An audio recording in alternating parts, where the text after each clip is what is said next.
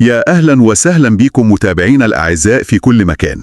بنشكركم من قلبنا على دعمكم وكلامكم الجميل اللي دايما بيوصل لنا وبيشجعنا. فعلا والله شكرا جزيلا ليكم.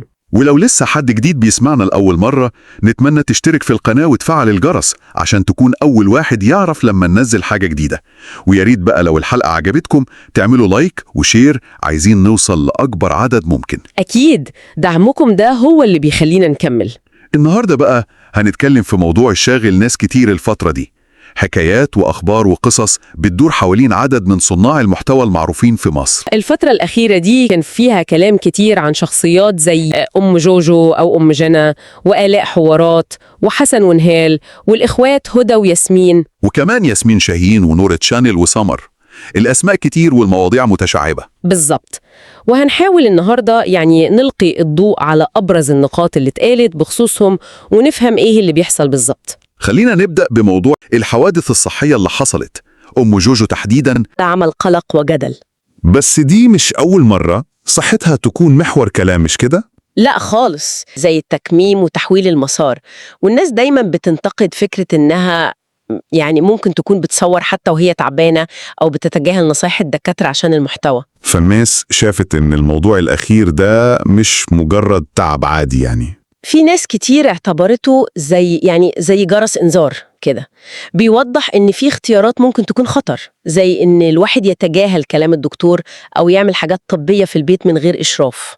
والخوف الأكبر من التقليد، صح؟ بالظبط، دي أخطر نقطة، إن ممكن متابعين وخصوصا لو سنهم صغير يقلدوها في حاجات زي دي وتكون النتيجة وحشة.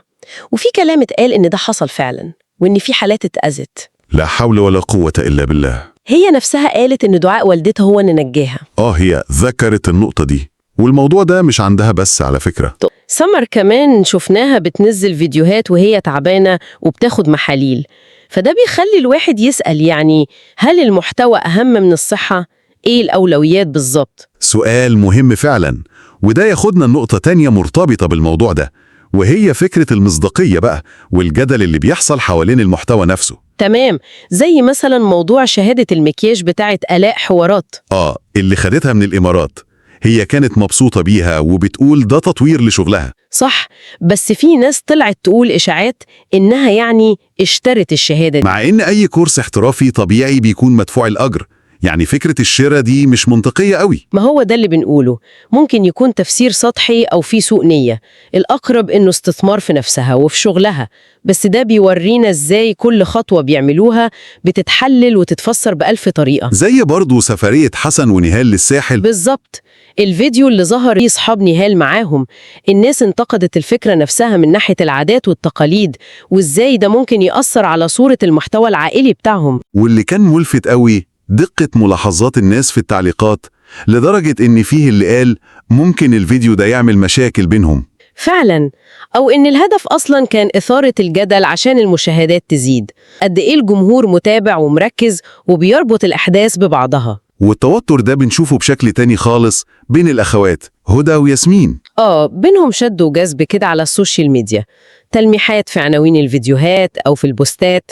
زي البوست بتاع هدى عن إن الواحد يتجنب الجدال مع ناس معينة، ناس كتير ربطته بياسمين على طول. تمام، وعلى نفس الخط ياسمين شاهين بتواجه برضو انتقادات بإنها ممكن تكون بتعمل دراما زيادة في حياتها الشخصية، مشاكل زوجية مثلا، عشان تجذب مشاهدات. وده طبعا بيخلي الناس تشك في مصداقية المحتوى نفسه، هل ده حقيقي ولا تمثيل؟ بالظبط، كل ده بيوصلنا لسؤال كبير عن مسؤولية الناس دي كمؤثرين. إيه طبيعة العلاقة بينهم وبين الجمهور اللي بيصدقهم ده؟ نقطة مهمة جدا، زي مثلا نور تشانل ومنتج التخسيس اللي كانت بتروج له. أيوة، في الأول ناس كتير أشادت بصراحتها لما قالت إنها استخدمته بنفسها. لما بدأت تظهر إعلانات ممكن تكون مبالغ فيها، زي خسارة 40 كيلو في شهرين، وكمان لما قللت من أهمية الآثار الجانبية اللي ناس تانية اشتكت منها. هنا بقى تظهر المسؤولية الأخلاقية. ما ينفعش نلعب بصحة الناس عشان إعلان، لازم دقة وشفافية. أكيد، ولو رجعنا لأم جوجو تاني، المسؤولية هنا ليها وجهين. الأول هو خطورة تقليد الناس لتصرفاتها الصحية اللي مش محسوبة دي، واللي ممكن تكون نتائجها كارثية، زي ما اتقال عن حالات الوفاة دي. تمام. والوجه التاني هو الانتقاد اللي بيتوجه لها بإنها ممكن تكون بتهمل في تعليم ولادها عشان تخليهم يظهروا معاها في الفيديوهات والشغل ده موضوع بيفتح كلام كتير عن الحدود بين الحياة الشخصية والمحتوى، وإيه التأثير السلبي للمحتوى ده لو كان تافه أو بيقدم دراما مصطنعة أو سلوك خطر. هو ده بالظبط. كل النقاشات دي بتورينا الضغوط اللي على صناع المحتوى دول شكلها ايه، والجدل اللي مش بيخلص عن المصداقية وعن الصحة وعن العلاقة الغريبة دي بين المؤثر والجمهور. يبقى إحنا كده حاولنا نلملم أطراف أهم المواضيع اللي دايرة دلوقتي: ضغوط الشهرة، تحديات المصداقية والصحة، والعلاقة المعقدة دي بين المؤثر وجمهوره. وممكن نختم بسؤال بسيط كده نسيبه للناس تفكر فيه. اتفضلي. يعني في وسط كل ده، فين بالظبط نقدر نرسم الخط الفاصل بين إن الواحد يشارك همومه أو صعوباته كنوع من التواصل الإنساني الطبيعي، وبين إن المشاركة دي تبقى زيادة عن اللزوم وتتحول لاستغلال لمشاعر الناس عشان نزود التفاعل والربح؟ سؤال مهم جدا ومحتاج تفكير حقيقي والله. بنشكركم مرة تانية يا جماعة على متابعتكم ودعمكم. شكرا ليكم. وما تنسوش اللي اتفقنا عليه في الأول: لو الحلقة عجبتكم لايك وشير واشتراك في القناة وتفعيل الجرس عشان تفضلوا معنا دايما.